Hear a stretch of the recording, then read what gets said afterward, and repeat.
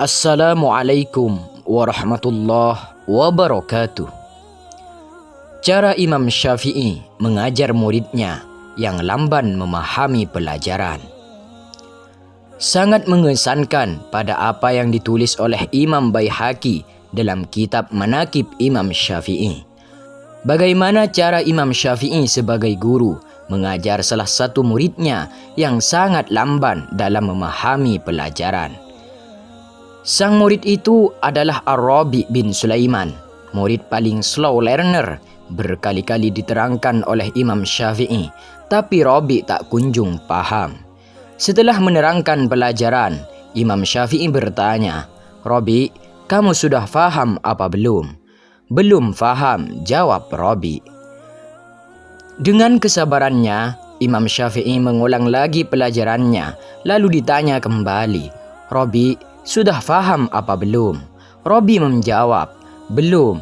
Imam Syafi'i menerangkan sampai 39 kali, Rabi tak kunjung paham. Merasa dirinya mengecewakan gurunya dan juga malu, Rabi beringsut pelan-pelan keluar dari majelis ilmu. Selesai memberi pelajaran, Imam Syafi'i mencari Rabi. Melihat muridnya itu, Imam Syafi'i berkata, "Rabi, kemarilah, datanglah ke rumah saya." Sebagai seorang guru, sang imam sangat memahami perasaan muridnya, maka beliau mengundangnya untuk belajar secara privat.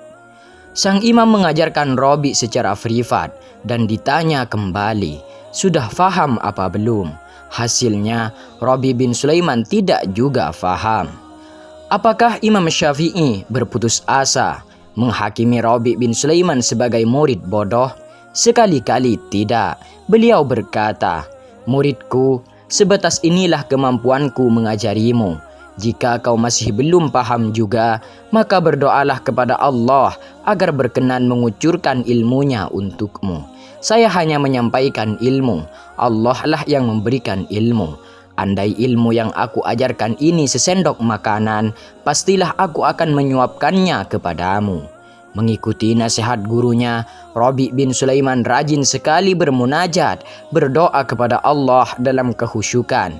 Ia juga membuktikan doa-doanya dengan kesungguhan dalam belajar, keikhlasan, kesalehan, dan kesungguhan. Inilah amalannya Rabi bin Sulaiman. Tahukah kita, Rabi bin Sulaiman kemudian berkembang menjadi salah satu ulama besar mazhab Syafi'i dan termasuk perawi hadis yang sangat kredibel dan terpercaya dalam periwayatannya.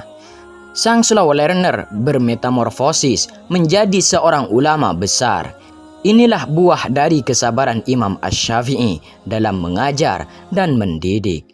Adakah kita para guru dan orang tua bisa meneladani kesabaran Imam Syafi'i dalam mengajar? Berapa kuat kita meyakini bahwa tidak ada anak dan murid yang bodoh? Sudahkah kita para guru dan orang tua mendoakan anak-anak dan murid didik kita agar difahamkan pelajaran?